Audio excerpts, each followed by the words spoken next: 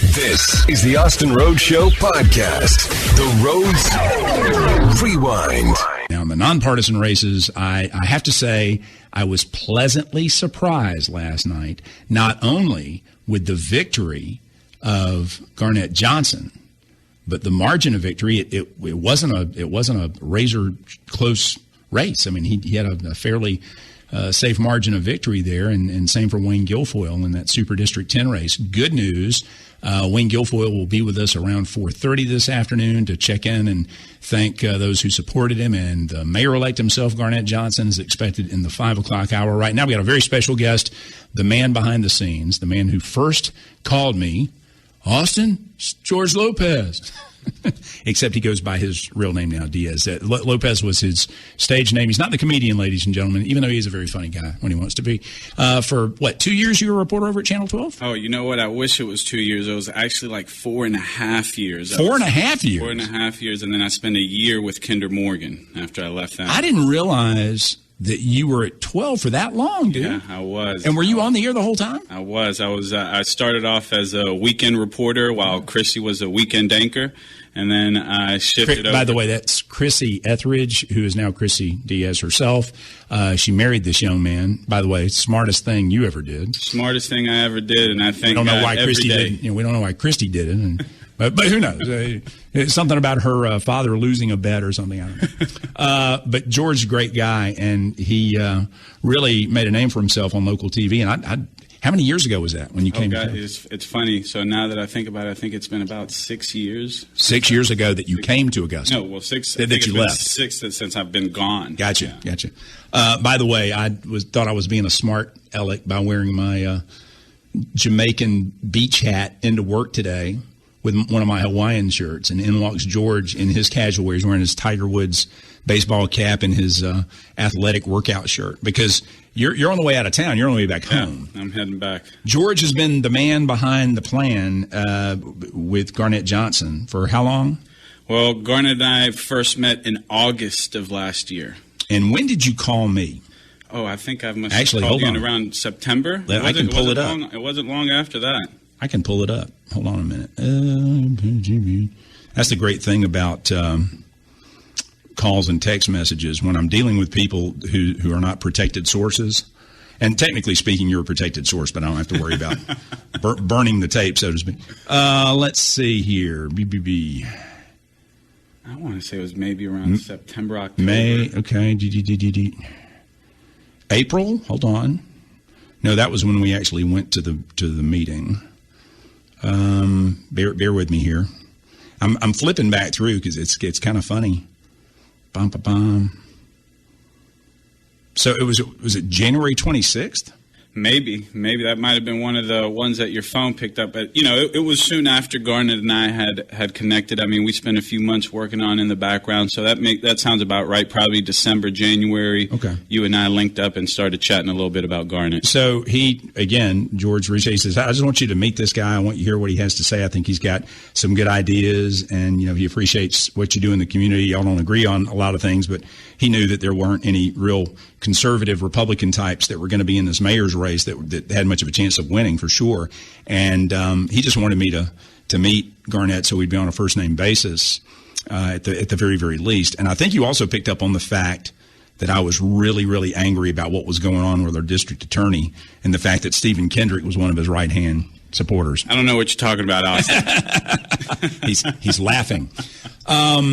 At that point, what was really interesting, and I think George is kind of tiptoeing around it because I was going to respond, is I'm going to go ahead and let you know one of the guys that we've got working for us in our corner, helping out, advising, and trying to support us in the community is Charles Walker. Do you have a problem with that? And I said, no, I think you probably need to ask Charles if he's got a problem with me. I said, he's coming over to my side. That's fine. I mean, hey. I appreciate it. And he's trying to get into heaven now. So God bless him. He's doing the right thing. I got a chance. And again, I'd heard about Garnett for many years. He's a name that's been very prominent in the community. He and I first went and had lunch about 6 months ago. And actually, it wasn't that far. Well, no, what is it? We're in June now. It was in April. I'm sitting here looking at it. Time flies by. And we met in Columbia County. That's funny. That's where I meet most of my Richmond County candidates when they want to have conversations. Isn't that right, Marshall Lampkin? We we meet in a restaurant in Columbia County. And by the way, I need to tell him. I'll tell him today. I picked up the tab that day. Oh, you did? I sure did. My motto is, when you're running for office, you never buy me anything. Okay. Because I don't want anybody thinking I owe you anything. If you win, I'm coming back. And so me and the mayor will be going somewhere at some point. Me and the mayor-elect will be going somewhere soon, and I'm having the double cheeseburger. Tell them to take you to Frog Hollow. There you go. So first of all, you are the principal in what's called the Georgia Strategy Group. That's your company. Yep.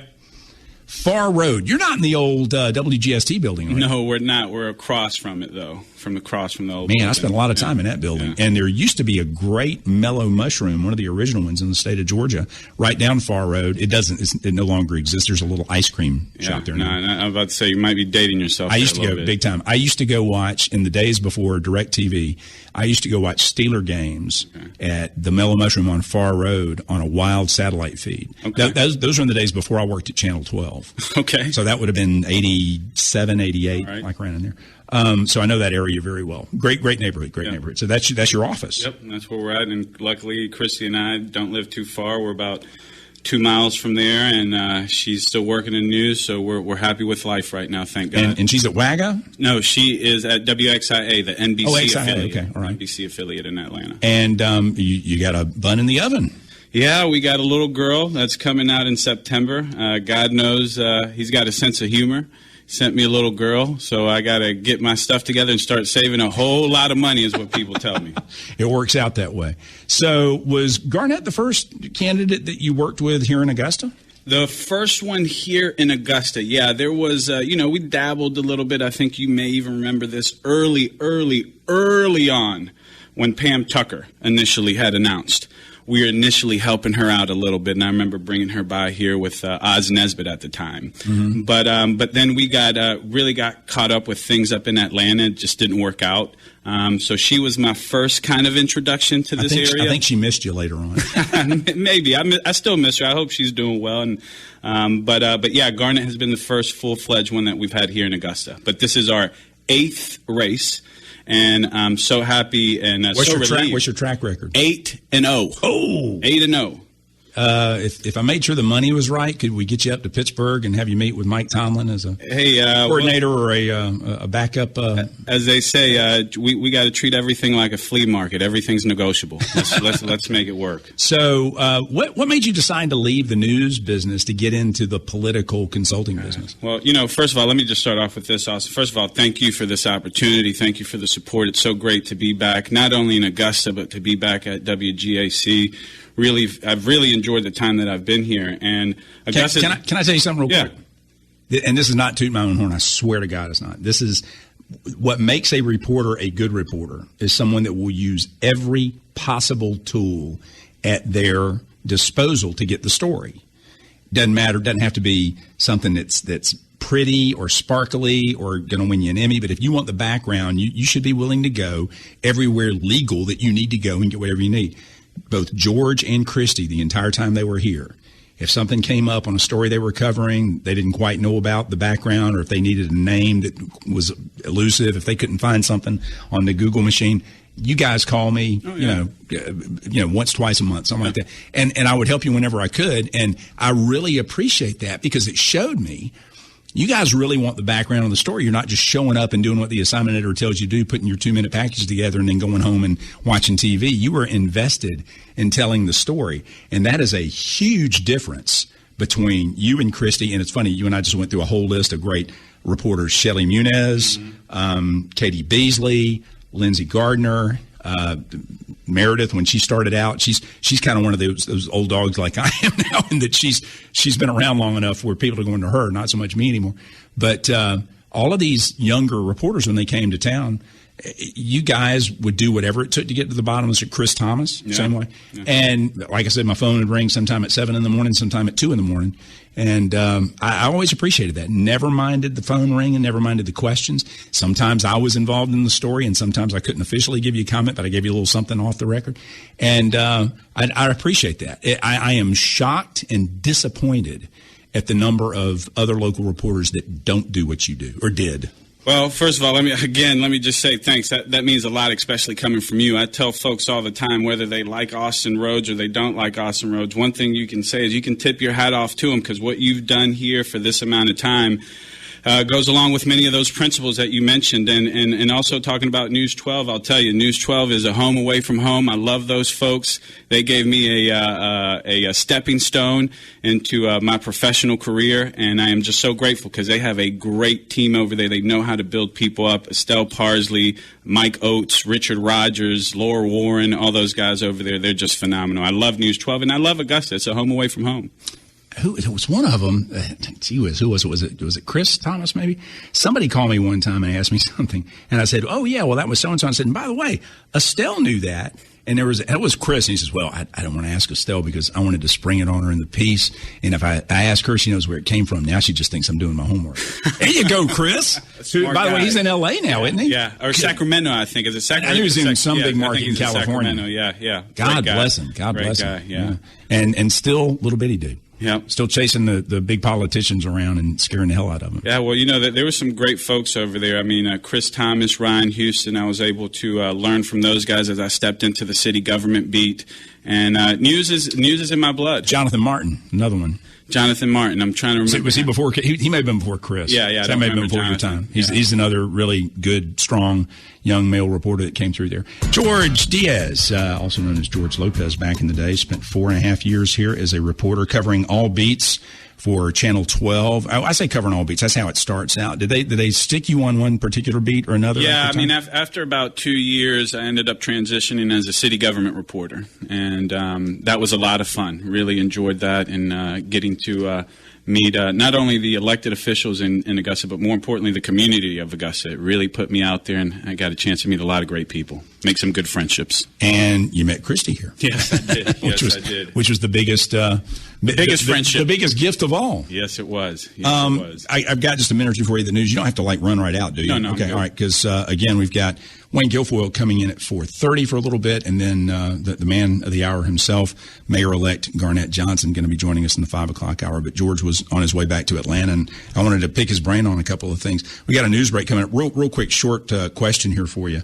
Does Christy plan on being a long-timer in Atlanta media? Because it seems like some of the most talented people that I know in media that go to Atlanta burn out quick. And I don't quite know why that is. End up transitioning into other things. My dear friend Lori Geary kind of retired on top at WSB as a government reporter, and she's hosting the talk show now, the Georgia Gang. Lori started out as my intern at Channel 12. Very familiar with Lori. We worked together. She and I were just texting back and forth last night, as a matter of fact. But she kind of got burned out on it too. I mean, it's a lot of pressure. I'll tell you, I always tell folks that Christy in some ways is a heck of a lot tougher than I am because she stayed in that industry. It's a tough industry. It's a rewarding industry, but it is very tough. And I think her plan is, she'd like to stay in there. I know she's getting, sometimes you get burnt out, but her plan is to stay in there in the long haul. She wants to be the next Monica Kaufman. Well, I don't know. I hope that she can be the next, what's her name over there? Good Morning America. I just want her to be the next Christy Diaz. Well, I was using her to be lifelong, queen of the Atlanta Airways kind of thing. Having said that, probably the one that you're thinking about, probably Deborah Norville, because she went from Atlanta to the Today Show. And the Today Show in between. Yeah. Jorge Diez, who ran the campaign of Garnett Johnson, and I don't think that it's telling tales out of school because it's the business of what you do. You were hired for the campaign, and the night that it became clear we were going to have a runoff with Stephen Kendrick and your client Garnett Johnson, all of a sudden George was unemployed for a minute, and it wasn't that he didn't want to keep you on or let you go or anything but your contract ended election day. Well, it did, but we continued to work. Of course you did. But what I'm saying is that that's the nature of your business. Yeah, it is. And if he had wanted to go a different direction, he could have done that, and you could have done that. Yeah, very much. I mean, and here's the thing: campaigns have resets. They definitely do. But luckily, Tony, which is Garnett's wife, and Garnett and his team and all the folks that supported him were wonderful. And really what I see here is not only a friendship between the Diez's and the Johnsons.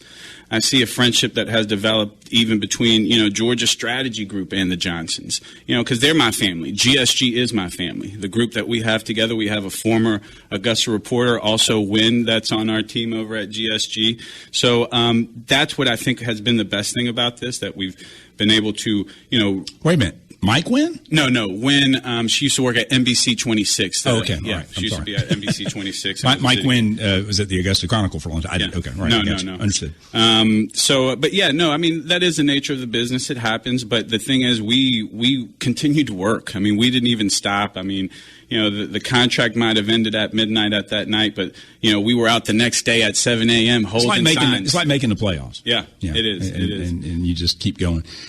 Were you surprised at the nastiness that came out in this election? Surprised, no, because sometimes that's kind of the nature of politics, What I am surprised that, the same talking point was the one that the opponent continued to use. And if I would have been in that war room, I would have said, guys, listen, we just saw what happened on May 24th. We might need to pivot our message. We might need to let go of this partisanship talk and focus on what we're going to do as an administration. Mm-hmm. So, to me, that's what surprised me, that was a talking point that the opposition wanted to continue to hammer. But Kendrick and his people beat Garnett up consistently about his association with Brian Kemp, about his association with any number of conservatives in the area. I never heard them mention my name, but you could tell a lot of his supporters, gave him a hard time about it, which is fine. A lot of Kendrick supporters gave Garnett a hard time about it. But to me, the lesson there is you've got a mayor who can work with everybody. And, oh, by the way, some people for some odd reason didn't notice this. The state of Georgia for the last 25 years has been controlled at the state level, lock, stock, and barrel, by Republicans. And that's important to note. That is very important to note. If you are a Democrat, you better have a good working relationship. Hardy Davis couldn't get arrested in Atlanta. Well, he may end up getting arrested for us all over. But there's not a single Republican in a leadership position in the state of Georgia that would give him the time of day. And it's been that way for a while. I'll tell you, I don't care if you're a Republican or a Democrat. The one thing that I do know is that nobody can get anything done by themselves alone on an island. Yep. And that's one of the things that Garnett Johnson really should really excite the people of Augusta about, his ability to meet folks where they're at. And I'm not just talking about political party-wise. I'm talking about across the spectrum. And I think this is something that the city of Augusta needs, and I'm proud and I'm happy for them. And I agree with the opponent. I mean, I believe the opponent said last night, listen, people believe in this change that Mayor-elect Johnson is offering. And he says he's going to do everything in his power to help bring that to fruition. So I agree with the opponent. I'm glad that this part is over because, it gets nasty. And not that it necessarily surprises me, but I do hate when folks that aren't on the ticket, aren't on the ballot, and their relatives are the ones that, get some of that collateral damage. But, it is what it is. It's the cost of doing business in politics. Do you think that the folks that supported Steve Kendrick are going to give your candidate the benefit of the doubt going? Is there going to be a honeymoon period where, and God knows Hardy Davis got it. And I'm going to ask you about him in a minute. But how long do you hope that the honeymoon lasts? Well, I hope it lasts 4 years. I really do. I hope it's a true loving marriage, as they say.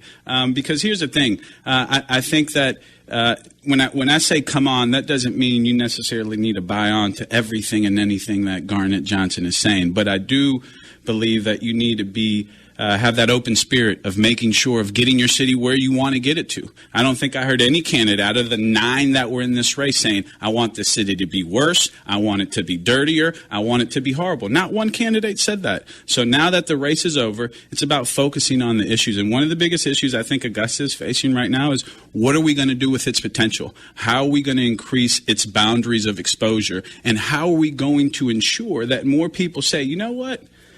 Augusta, that's a spot. That's a spot that has potential for growth. That's a spot that has areas for us to bring our companies, to bring our families. So I think that what Augusta has right now is a fantastic stepping stone, and hopefully that honeymoon lasts for about 4 years.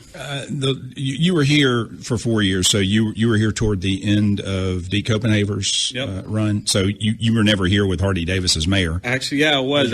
That was my last story. My last story was when Hardy had made his announcement over at the in downtown at the But you were not here when he was officially mayor. Oh, I was. I covered his administration. Yep, covered him, and when Lynthia Owens was the chief of staff, they had Tanya Gibbons over there. I had about 2 to 3 months of his administration initially.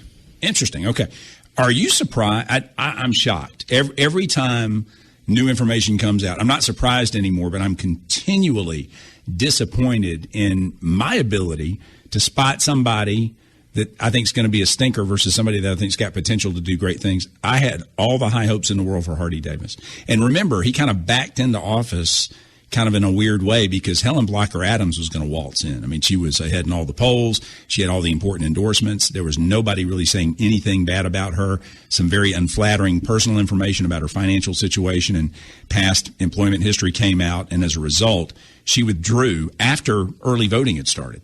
So there were a bunch of votes out there that just were wasted.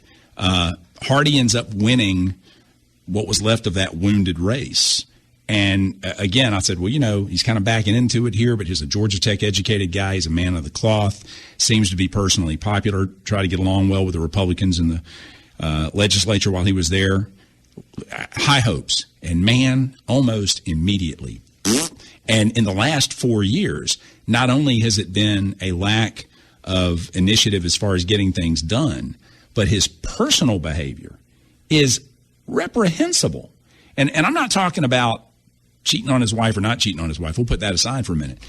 Canoodling with office staff is the accusation. People on the payroll. And when you do that, as you well know as a political reporter, you subject your government to all kind of lawsuits when you do that. The instant that I knew we had a real problem in Columbia County with Scott Dean is when I found out he was messing around with a government employee. And had that woman wanted to, all she had to have done is raise her hand and say, he pressured me into a relationship. They'd have been writing her a 6-figure check, maybe even a 7-figure check, depending on how serious it was, before all is said and done. And to me, that's unforgivable. I mean, men are men, and I get that. But for God's sakes, keep it in your britches until you get out of office, or at the very least, have your affair with somebody that you're not, is under your guidance or under your employ as a government employee or a government consultant. And it's crazy what has happened to Hardy Davis.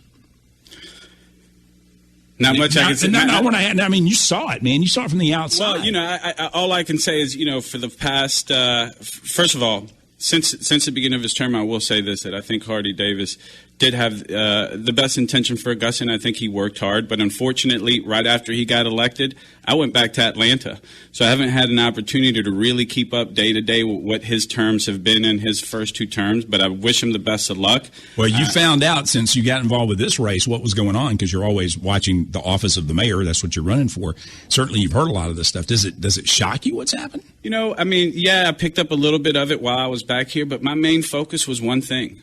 Garnett Johnson and the city of Augusta. Well, I think it helped Garnett tremendously to be the outsider. Stephen Kendrick, whether he's good friends with Hardy or not, works in the same building. They're a couple of floors apart. They would see each other in the parking lot every day. And whether it's earned or not earned, Stephen was viewed as more of the status quo than Garnett was, who was the outsider. And so that helped Garnett, I think, and I think he'd be the first one to tell you that. Well, and I will say this, when we looked at the numbers on May 24th, you had 90% of folks that voted against Mary and 60% of folks that voted against Stephen. And I think that gave us a snapshot that the people of Augusta were desperate for some change. Yeah. And Garnett is definitely the agent to bring that change. And I'll tell you this, I've had the opportunity to work with a lot of candidates. This is my 8th race. Garnett is the hardest working candidate I've ever been with, and I mean that genuinely. His work ethic, I will put up against anybody. There are candidates I had to drag out to go knock on doors, that I had to drag out to go put on signs. I had to bring Garnett Johnson in. Said, Garnett, we got to find somebody else to put these signs because we got bigger things to fry right now. So, Garnett, his work ethic, I'll put it up next to anyone, and there is nothing that Garnett Johnson asked his team or any of his supporters to do that he wasn't willing to do himself or did first. Now, he had a track record that was obvious for all to see. He worked and enjoyed working with Governor Kemp and had been named to the Economic Development Authority for the state. Very, very important position. Whose idea was it? His idea or your idea or both of your ideas to say, you know what, let's find Governor Kemp's friends and allies in Augusta. We know that there are some here, second largest city in the state, even though it's a Democrat stronghold. Governor's got to have allies and colleagues here. Was that your thought or Garnett's? Well, here's what I'll say. I don't know if we ever even had that conversation or did anything like that on purpose. It's not like we sat down and said, you know what, let's reach out to everybody that's friends with Brian Kemp or that. And we never had that conversation. What we did say is, let's reach out to everybody. The very first meeting that we had, Garnett and I were having dinner. I was sitting across from him, just like I am you, and I looked in his eyes and said, Garnett, there's one way to win this. And he looked at me and said, how? I said, the more people you reach, the greater your chances of winning. That's what we have to do. We have to reach as many people as possible and as quickly as possible because you have been an under-the-radar businessman, and we have to get you out there. And it's great, and that's a perfect observation as to what was needed and the perfect prescription at the time. There was a candidate whose decision to put himself out there more, I think, hurt him. Wrapping things up with George Lopez, and the guy that went out there and did more interviews and kind of exposed himself, and I think it hurt him, was John Clark. John does not do well in live interviews, and bless his heart, he doesn't do well. It kind of reminds me of Joe Biden a little bit, and I think his heart is in the right place, and he means well, but he just didn't come across very well. That's another thing that helped you and Wayne Guilfoyle. I think Garnett being in the race helped Wayne, and Wayne being in the race helped Garnett. Well, I will say this. I had the opportunity to meet a lot of folks on this trail, a lot of folks that were running in the mayor's race, a lot of folks that were running for different seats.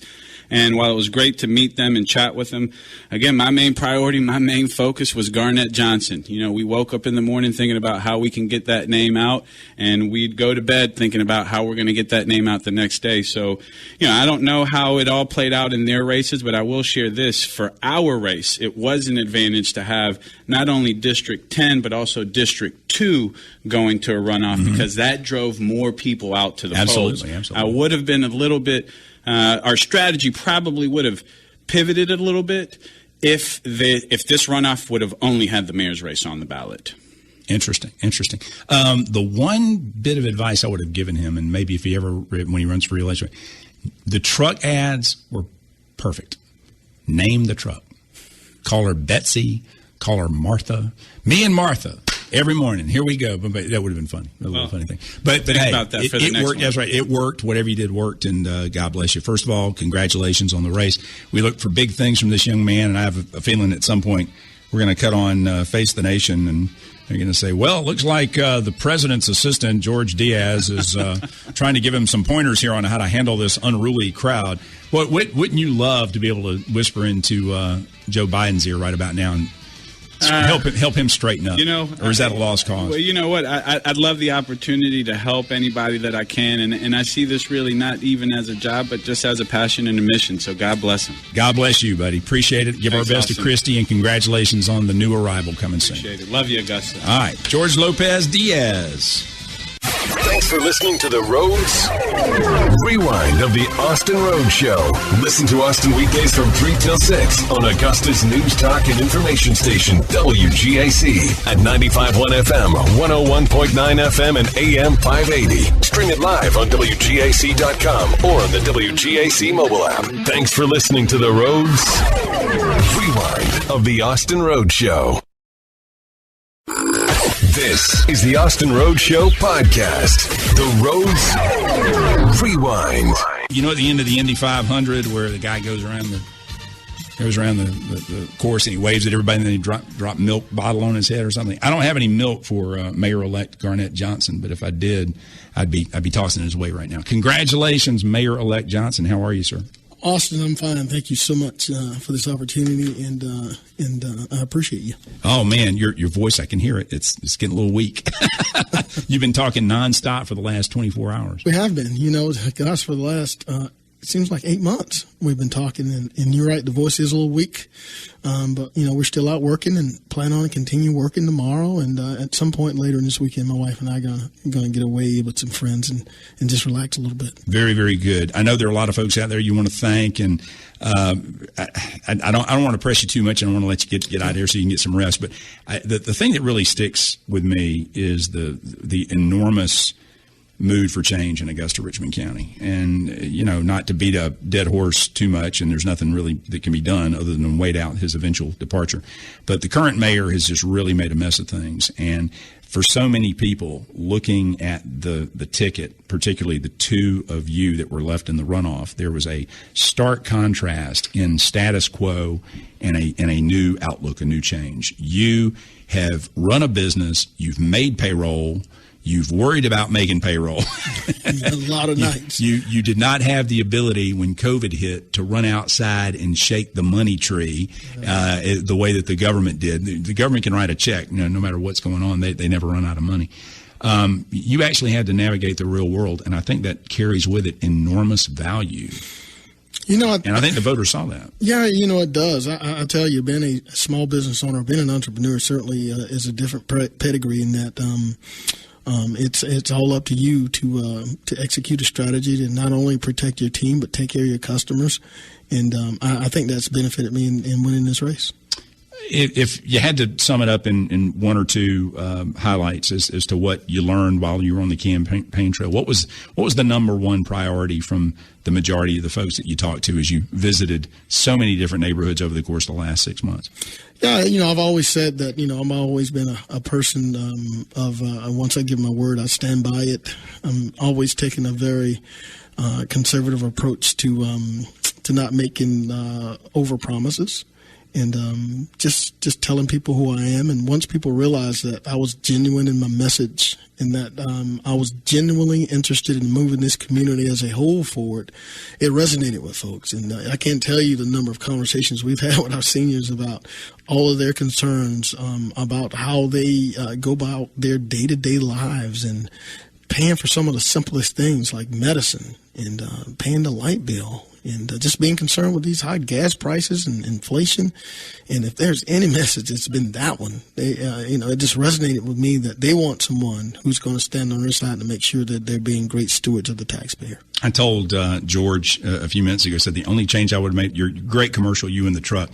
Did you ever name the truck? You need to name the truck. We need to, maybe need to get Mrs. Johnson to name the truck. So we need the truck needs to be a character in your commercials when you run for re-election in 4 years. And the fact that you're driving that and not a city vehicle, and that you're going to pay for your own gas, which, by the way, might break all of us for us all over with. You sure you don't want some of that city gas? No. I'm not elected. I don't live in Augusta, and I might ask for some city gas. That's how bad it's getting. But again, it speaks volumes, and I think people notice that.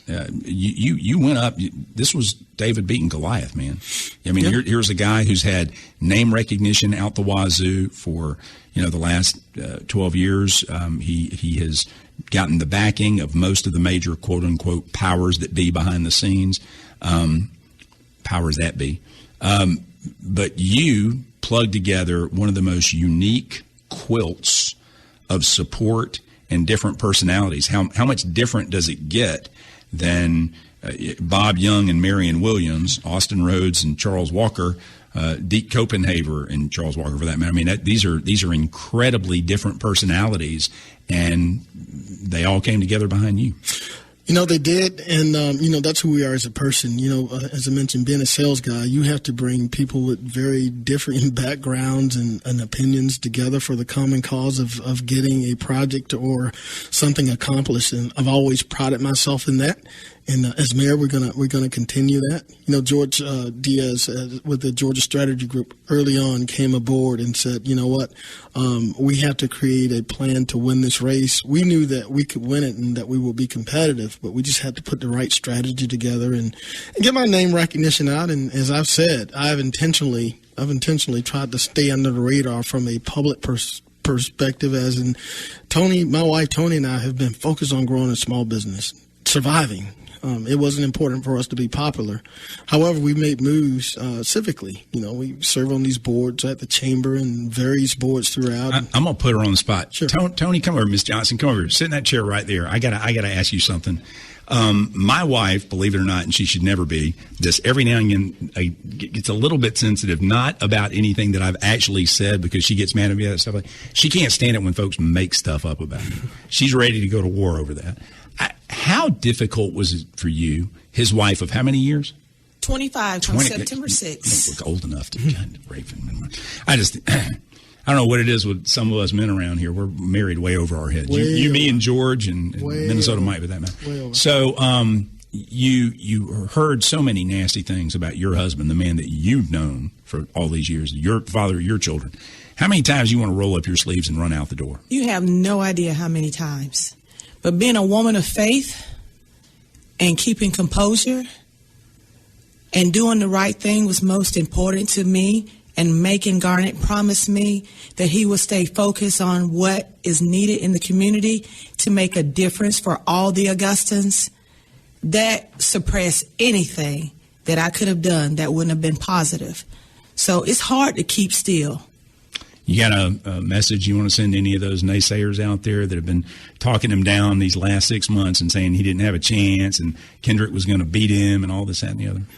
All I have to say is that I pray for him and hope that everybody can come together collectively for the betterment of Augusta, Richmond County, to move our city forward, because we can do it. We're better together than apart. No doubt. Well, again, God is good, and the good news is the vast and overwhelming majority of the folks that I've heard from are all very positive. Even if they were, pulling for Stephen Kendrick, they said, "Okay, the race is over with. Let's have a bright day moving forward." And by the way, I'm going to tell you, there's one promise that your husband made. I'm going to hold him to. What's that? He owes me a lunch. I was telling you, I said, "Hey, I don't ever let a candidate buy me lunch. I always pick up the tab." And Ramon Lamkin owes me one too, because he never got me on the backside on that one. But you and I will go out soon, and I'm having the double cheeseburger this time. That sounds good. He only ate one order of sushi when we were at the sushi place. I got a double order. But that's right. I'm hitting him up for the double cheeseburger. And by the way, that'll be on him. It won't be on the city of Augusta. Well, if he happens to forget Austin, you can find me. Oh, there you go. Maybe I just show up at your house one night for dinner and let you handle it. That might be the better way to do it. Welcome anytime. Well, listen, I appreciate you, and congratulations, you and Mrs. Johnson, your entire family. Proud of what you've done, and here's to hoping better days for the city ahead. Thank you again, Austin. It really means a lot. Garnett Johnson, I appreciate it. Thank you. Thanks for listening to the Rhodes Rewind of the Austin Rhodes Show.